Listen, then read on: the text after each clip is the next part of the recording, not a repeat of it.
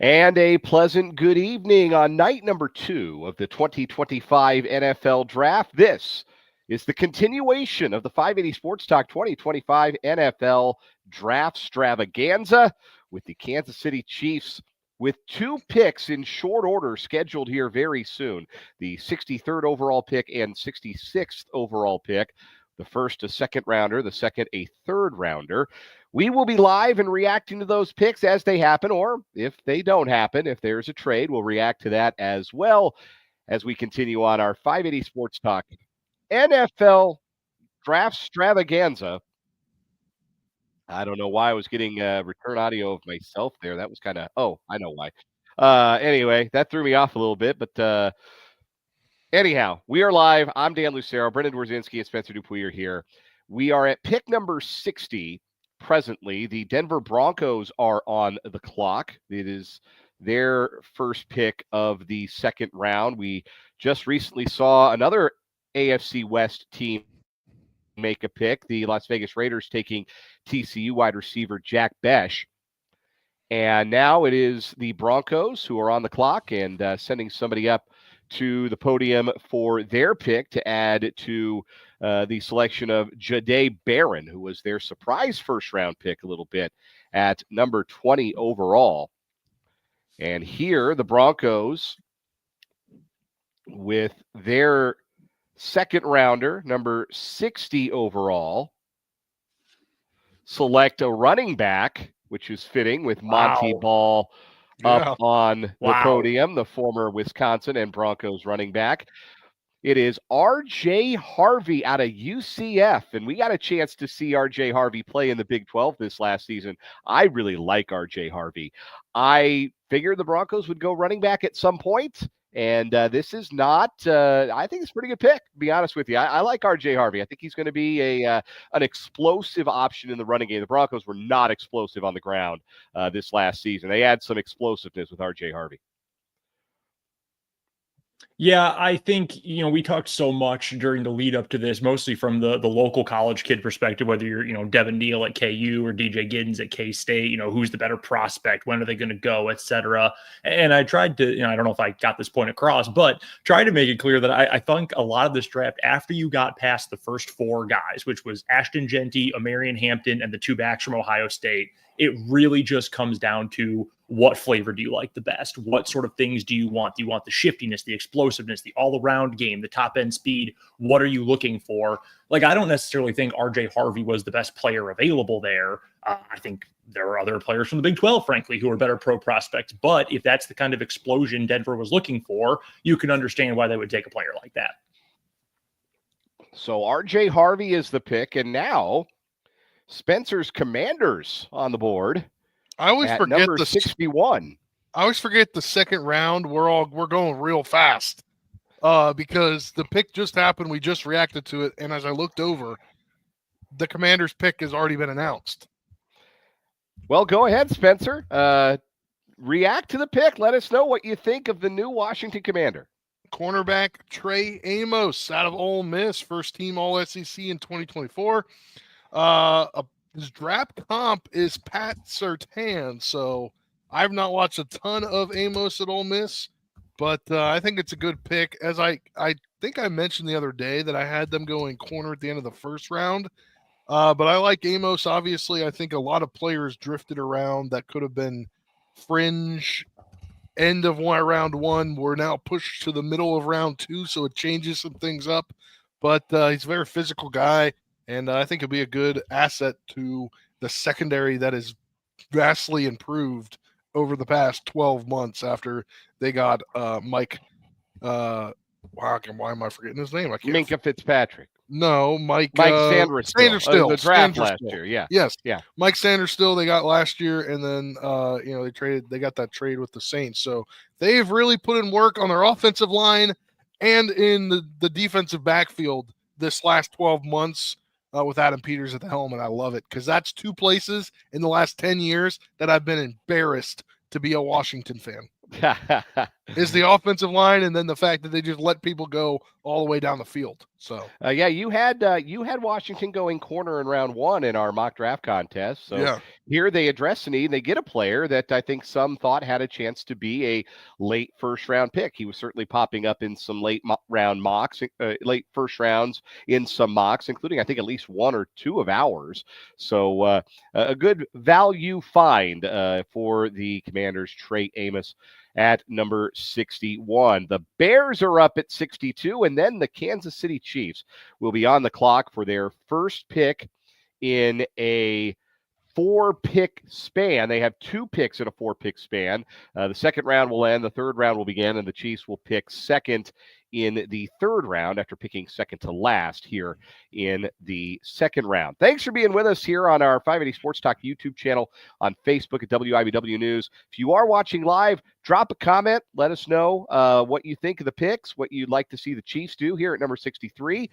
Make your predictions and ask us some questions. We'll take some questions while we're live here on the 580 Sports Talk YouTube channel. You got the hockey on, I would presume, on another screen tonight. Caps need a comeback in the third period, it looks like. Yeah, they gave up a bad one at the end of the second period, and then it got nasty. Tom Wilson went to fight somebody else. I didn't even see who it was. I had turned the channel back to draft coverage real fast, and the fight spilled into the benches, and both players are in the box for 12 minutes. With all of their penalties. The misconduct, yeah. So you've got that second screen. I got the Royals second screen. 2-zip Royals in the 7th. Seth Lugo looking like the 2024 version tonight with 7 shutout innings thus far. He's been splendid. And the Royals have a couple of sac flies, and that is how they have gotten their offense tonight. Brendan, you second screening anything tonight? No, I'm not. I'm barely first screening at this point. Really good time for my laptop to totally crap itself. So we're currently relying on Steve Wozniak's Apple iPhone here to keep us on. So single screen for me this evening. Hey, nothing wrong with that. Nothing wrong with that. The Bears at 62, and then the Chiefs. What are we leaning towards with the Chiefs at 63? There are certainly some talented running backs still on the board. Haven't yet been a run on those one-tech defensive tackles. Some talented wide receivers still on the board. When we talked on the show today, we were saying we expect them to take a skill player, a defensive tackle, and an edge with their 3 picks that they have in hand for tonight. And I think they could go in any of those directions here with 2 of the next 4 picks. They should feel pretty good about the way that the board has lined up for them. No, I'm right there with you. I think I would go here, guys, something on the defensive line. I think there's just fewer good options at that point, to be frank with you. I do not believe that Jordan Birch has gone yet, if I'm not mistaken. And I was not really expecting him to be around at this point. I know Dane Brugler of The Athletic said a couple weeks ago, I can't remember which Chiefs internet personality he was talking to, but essentially said if Oregon's Jordan Birch made it all the way to pick 63, it would feel like a steal. Thought he was kind of a mid, maybe early part of the second round guy. So right now, if he doesn't go to Chicago, which is certainly possible, they could go defensive line here. That would be one certainly for the Chiefs. But I think you're just going to get fewer impact guys later on along the defensive line, either interior or edge. So I think I would go in that direction if I'm KC at 63. Tyler suggests corner. Tyler in the YouTube comments, welcome in. Appreciate you watching and hanging out with us live tonight in the NFL Draft-stravaganza on the 580 Sports Talk YouTube channel. Says edge or corner at this point. Won't be many left later. Corner is always an interesting one for the Chiefs because they do love their day 3 corners. Mm-hmm. And I would expect that unless there's one that they love, that they will be content to wait and snag a corner, a project on day 3. The Bears pick is in. Okay. Des White making the announcement. Some boos. I don't know if you guys caught it earlier. I do believe he dropped an F-bomb when he made the earlier second round pick for the Bears. That would explain the hostile reaction. The Bears pick Shamar Turner defensive tackle from Texas A&M. That was a player that we had considered for the Chiefs around this period, a one of those one-tech defensive tackles at 6'3" and 290 pounds, somebody who can be impactful against the run. There were players I like better at that position that are still on the board. Alfred Collins at Texas would be one of those players. But the Bears strengthen the interior of their defensive line with Shamar Turner. I saw the SHE come up on the screen and thought for a second it was going to be Shedeur Sanders. My brain didn't process that. That would have made no sense. Absolutely no sense. I like what they did, obviously addressing skill position, like the Bears, before we get the Chiefs pick. I like what the Bears did. Tight end, wide receiver, getting our guy that we've been talking about for the last few weeks, and then getting an offensive tackle as well. I think they obviously needed to get a tackle because their offensive line was one of the worst in the league last year. But it appears the Chiefs pick is in, and they're at the podium. Dante Hall. Yes. Dante Hall, the human joystick, is at the podium in a snappy red blazer over a Chiefs t-shirt. I like the pick. And we will now know the newest member of the Kansas City Chiefs as Dante Hall reads off the card. The pick is Omar Norman Lott, defensive tackle from Tennessee. Okay, this is one that I had my eyes on because, well, frankly, there were some Packers draft folks who were on this too. I'm a big fan of this pick. Transfer guy, but he played all high major ball. They're putting that on ESPN right now, Arizona State and Tennessee. He can line up in a couple different alignments up front. He's not a true one tech, a true three tech, anything like that. You can still line him up in a couple different spots. He's got some juice up the middle. I know this was a draft nerd favorite this year. I know that for certain. A lot of folks really liked what he could possibly bring to the table. We know the Chiefs have a good relationship with Tennessee. They had Trey Smith with the medicals a couple years ago. That obviously worked out well. There's a good scouting relationship there.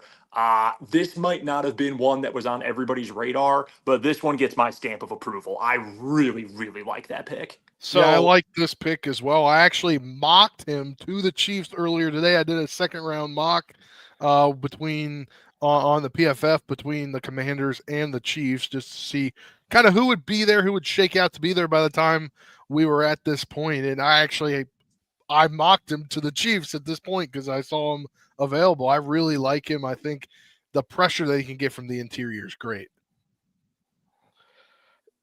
Omar Norman Lott, I'll tell you, watching the highlights, what stands out for me is seeing some pass rush reps and some pass rush wins and some sacks and a lot of motor sacks. You know what that kind of reminds me of? A player the Chiefs lost to free agency, Tershawn Turk Wharton. There's a little bit of that in his highlights. I don't know that he's quite as fast twitch as even Turk was, but that's the vision. You're looking at a defensive tackle who can stand up against the run and offers a little bit of pass rush potential, and a good find at number 63 for the Chiefs. I do think one thing, you are probably getting a little more strength at the point of attack here with Omar Norman Lott than you were getting from Turk Wharton. I totally see what you're saying. And yeah, I mean, Turk was such a unique player, that body type and that quick twitch ability inside, even for someone who, he was an undrafted player for a reason. But I think you're going to get a little more power in the middle with Omar Norman Lott. I think this is a good fit, and I think this is a fun compliment for Chris Jones as well. You're going to have Charles Omenihu back as well, so you can run all sorts of different packages. I think the Chiefs can do a lot of fun things up front. I think that Spags is obviously the best of the best when it comes to designing pass rush sets. We know how good the Chiefs coaching staff is up front as well. This is awesome. I'm a big fan of this pick. I would argue, the upside is so high with Josh Simmons, right? It's the health thing always. But I think when you consider that and the risk that comes with recovery from a torn patella tendon, I think right off the rip, given the value, the time of the draft, and all of that, I would say I prefer this pick for the Chiefs. I really like this one. Yeah, I think I like this one a little bit more even than the Collins pick, because I think Collins is a little bit limited in what you could ever expect from him as a pass rusher, where with Norman Lott, you do have some of that upside and potential to, I believe he had 9.5 sacks his last 2 seasons in college. And look, that'll play from a defensive tackle for sure. So some impressive tape and a player that I know, like you mentioned, was kind of a film guy favorite or a draft geek favorite around this point of the draft. So again, it is Omar Norman Lott. Omar coming. Somebody whistle the farmer in the Dell. Yeah, I can't quite do the entire tune, but no, I am much too congested to try and whistle on the on the stream. But can you whistle? Period. I not like most people can. It's more of like a blow through like a tiny gap in my two front teeth. Okay, it's more like a like a bird whistle. I can't really do that. All right. Yeah, we'll count it. It sounds like that. We'll count that. I can whistle, but it looks like I'm trying to pucker up and kiss somebody. I thought that's how it was supposed to look, frankly. All right. So the Eagles now out here wrapping up the second round. I believe that is It's Always Sunny in Philadelphia, former guest star Bo Allen, who's making the pick for them. Yeah, it looks like Bo Allen. Man, what a guy. What a hairdo. Guy that stepped in for what's his face's wife on his show. Jason Kelsey. Jason Kelsey's wife, yeah. He stepped in for her and did the announcing. That is a look. The handlebar mustache and everything. Yeah. Okay. So the pick is coming in here for the Philadelphia Eagles. Dan, have you seen this one come in yet? I have not. Bo is presumably saying what he would do with $1 million. It is Andrew Mukuba, safety from Texas. Somebody that when you watch Texas play, this was a guy you saw flying around the field for them on defense and made a lot of plays. Talented safety, and the Eagles add to their growing young secondary. Okay, so you say flying around the field. That's the perfect way to put this. Charles McDonald from Yahoo Sports. I've mentioned before, I listen to his podcast every week, and this has been his guy, his like day 2, early day 3 guy throughout the entire process. And his point is essentially he is going to play harder than anybody else you've got on the field. He might not have a very long career because he just throws his body around recklessly. Like, you might only be getting one contract out of him, but he's a talented player. He hits hard. He plays all the way to the whistle every single time. It's a very Philly pick. I don't know what his personality is like. I'm not in tune with that, but this feels like trying to recreate CJ Gardner-Johnson to me. It makes a lot of sense. He was certainly a big part of their championship level defenses, and Vic Fangio loves to have strength at the back of the defense. That's a lot of what Vic Fangio likes to do is predicated on being really, really good on the back end, and the Eagles were outstanding on the back end in Fangio's first year as their defensive coordinator for being miserable on the back end the season previous, and it helped them win a Super Bowl. So they add to a strength with Andrew Mukuba. Now we are getting ready to start the third round with the New York Giants picking first, and after the Giants select, it will be time for the selection of the Chiefs at 66. So I hate to be Mel Kiper here or Joel Klatt, but Giants don't need a quarterback. They already took Jackson Dart. Chiefs obviously don't. Cleveland picks 67th. Is that where the Shedeur Sanders slide drops or stops? Because he is still on the board. We ended up, Dan, you were right. I was wrong. We only had one quarterback go in the second round. It was Tyler Shuck out of Louisville. Good luck, I guess, New Orleans. I wouldn't do it, but I mean, you get it. High floor guy. He's not going to get better because he's 48 years old. But I mean, Cleveland needs a quarterback here after that. I mean, if he doesn't go there, I don't know a good spot where it stops, because this is probably, in terms of his skill set, entering the third round, probably where you're getting the best, natural value there. If he keeps slipping though past Cleveland, I'm really not sure where he's going to go. I had a feeling when we spoke on the show earlier today that if teams didn't love the quarterbacks enough to get into the first round to get them or take them in the first round, they would wait, because there's so much quality in terms of day 2 guys in this draft. There's a bunch of guys you have a second round grade on or even a third round grade on. And you end up not having to rush taking the quarterback because there aren't that many teams in the draft that need one. You can go and you can address another need, and that quarterback's still going to be there by the time you get to the third round. And that does appear to be the case for any team that might still look to draft a quarterback. Like Cleveland's certainly in the market. Pittsburgh, you would think. Maybe the Rams, if there's a guy they like, they want to maybe groom under Matthew Stafford. The Jets. But yeah, that's 4 teams, and they have addressed some different needs as we've gone along. So fascinating developments so far, and just got a push notification. You get if you're on the ESPN app and you get the Adam Schefter news breaks. This was a breaking news from Adam Schefter that Shedeur Sanders hasn't been picked yet. So. Oh my gosh. Jeez Louise. So the Giants are picking right now. We'll get their pick here in just a second. Chiefs are about to be up. They addressed interior defensive line. I think they could go edge. I think Tyler's point earlier about corner is certainly an interesting way they could go. I also think wide receiver is not a bad spot here, depending on what you want, what kind of flavor you want. Jalen Knoll from Iowa State. I know he has a ton of fans. I'm a big fan of Kyle Williams from Washington State, the UNLV transfer. Really shifty, really feels like a Chiefs kind of player. The shiftiness, maybe over pure speed. I think wide receiver could be in play here. And there's still plenty of good running backs out there as well. Darius Alexander, defensive tackle from Toledo, is the pick for the New York Football Giants at number 65, and that puts the Kansas City Chiefs on the clock. Listen, the Giants might not be very good. In fact, they almost certainly won't be. But that defensive line, they get Abdul Carter. They draft here. They just took Alexander there. They've got Kayvon Thibodeau coming back. They have Brian Burns. They have Dexter Lawrence. They're going to suck, but that defensive line is really nasty. I'm worried. I'm worried the Commander's going to see him twice a year, and you got 4 guys that can go get after Jaden Daniels. All right, here we go. All right.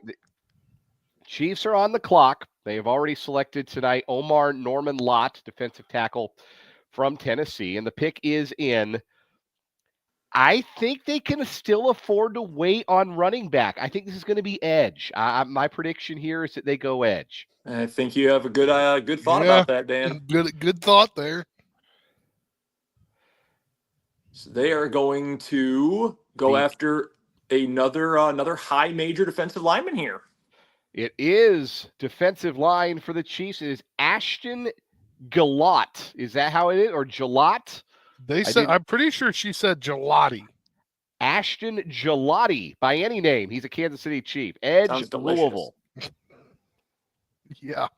Yeah, so I know he's a productive player. A couple years ago was really, really productive, in fact. Good at getting after the pass rusher. Again, bigger body kind of guy. I mean, it's a Spags defense, right? You're going to see defensive ends who are big. They've got some girth. They've got some size to them.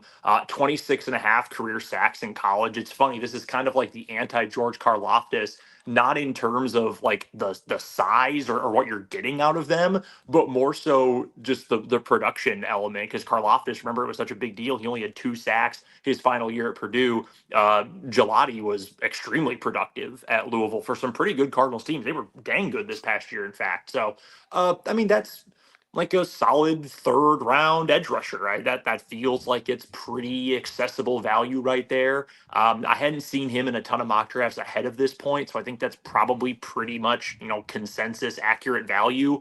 Had to get depth there. And look, he's going to get a chance, guys, I think, to have a lot of run, even as a rookie this coming season. Yeah. Because, I mean, Amena who's going to do his thing. Karlaftis is going to do his thing. We still don't know what Felix Anudike-Uzomah is, frankly. And when we don't know if he's going to be a long-term piece, it's probably trending away from that right now. So I think Gelati's going to get a lot of run here in his first season.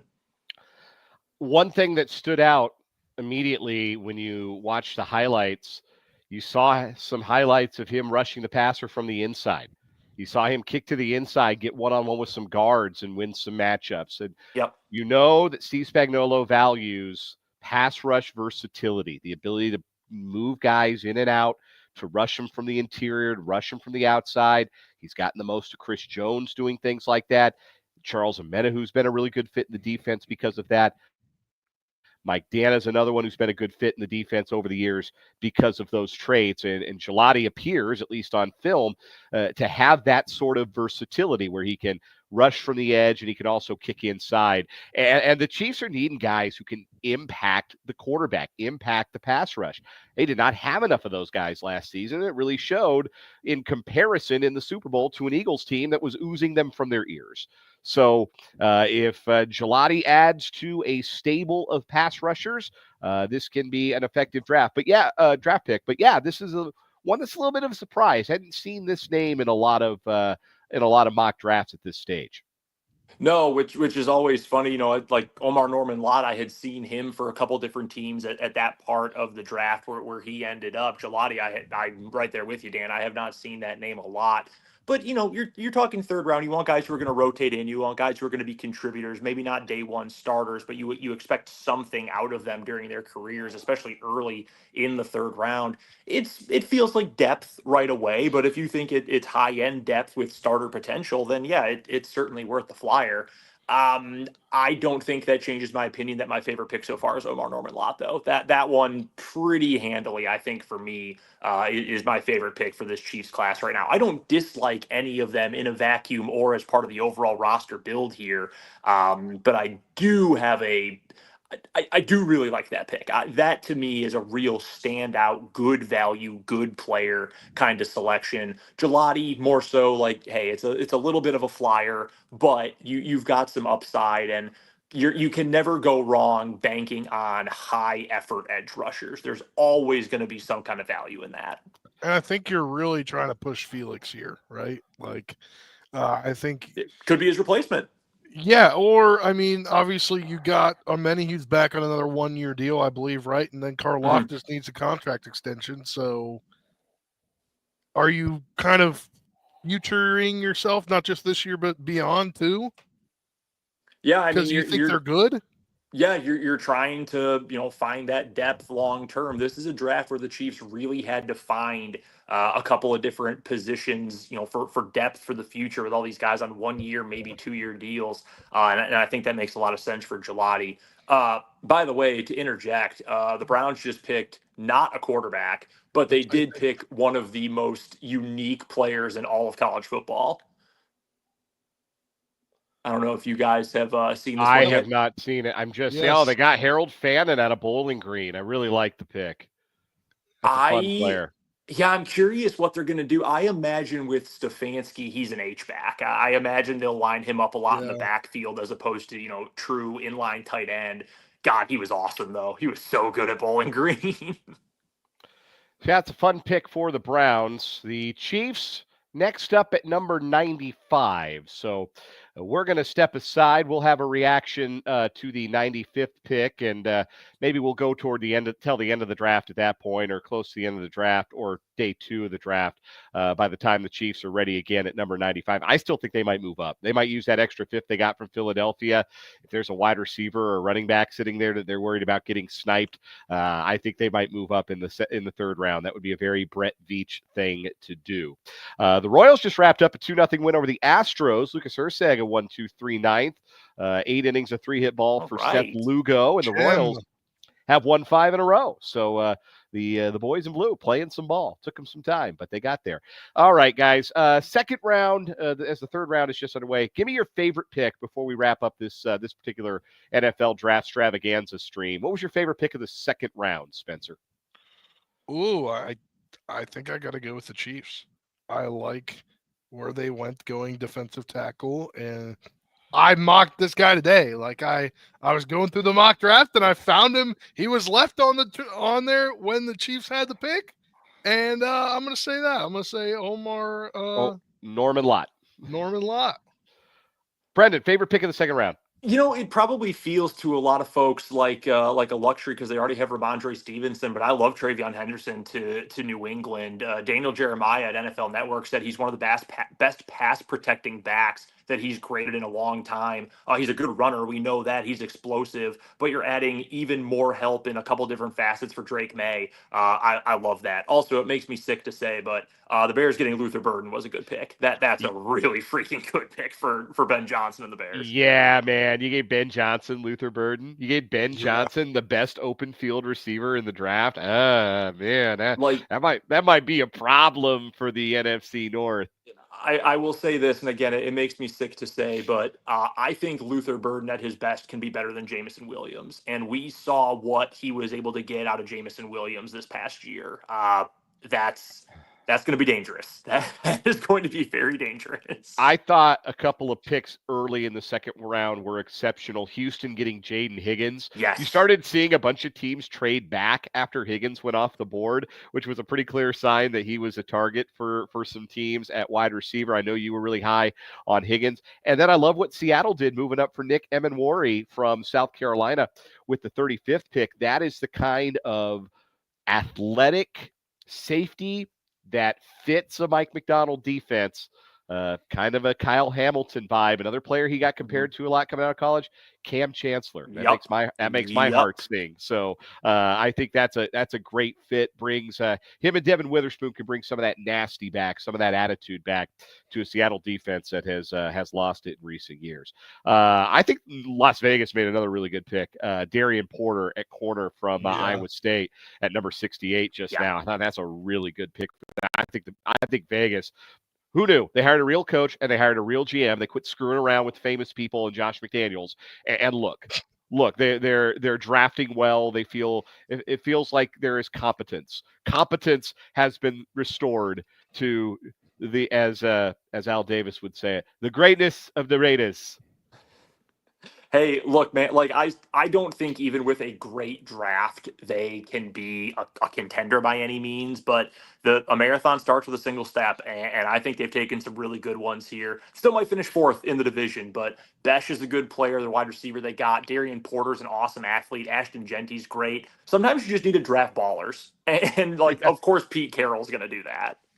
So we will step aside here on the NFL Draft-stravaganza. We'll bring this stream to an end. Thanks for hanging out with us over the past half hour and change. We'll be back later tonight after the Chiefs are scheduled to pick 95th. We will go live just before the 95th pick, or if the Chiefs make a trade, we'll scramble the Jets and we'll get on the air as soon as we can after the Chiefs pick to react to what is probably will at that point will be their final pick of day 2 of the NFL draft. So stay tuned to this channel, the 580 Sports Talk YouTube channel, and our WIBW News Facebook page. For Spencer Dupuis and Brendan Wrzinski, I'm Dan Lucero. This is the 580 Sports Talk 2025 NFL Draft-stravaganza.